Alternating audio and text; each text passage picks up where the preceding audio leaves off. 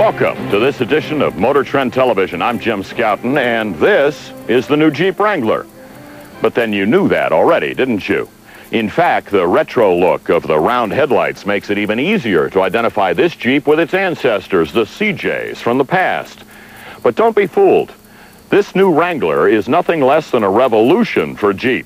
Underneath is the most significant design change since our grandfathers drove the first Jeeps into battle more than 50 years ago in World War II.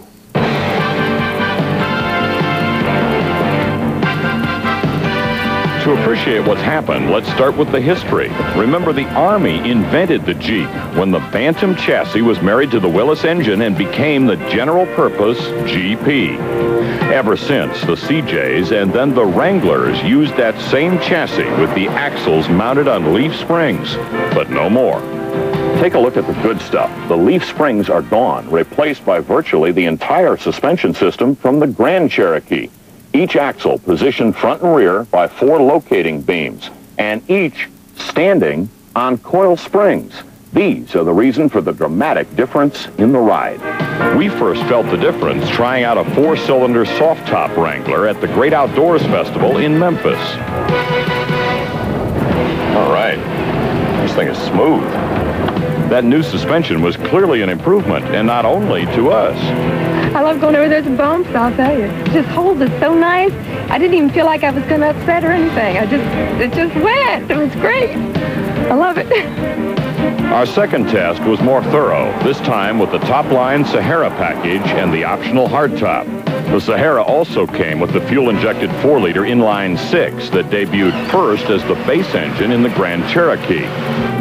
In the Wrangler, it makes 181 horses, and it will move you, whether on the 4-lane, on the back roads, on fire roads, or no roads at all. Here's the best part. The new coil spring suspension offers 7 more inches of axle travel over the old leaf springs. The result is comfort while you are crawling over things or flying over things out there in the rough. And when it really gets thick, pull the transfer case lever for low range, and you will get there. And as incredible as it may seem, you've got all of that off-road capability while you're sitting in front of a very contemporary dash panel with dual airbags. And all this is still about the same price as before. 4-cylinder base Wranglers still start about $15,000. Our top-line Sahara with anti-lock, air, and the hardtop totaled $22,000.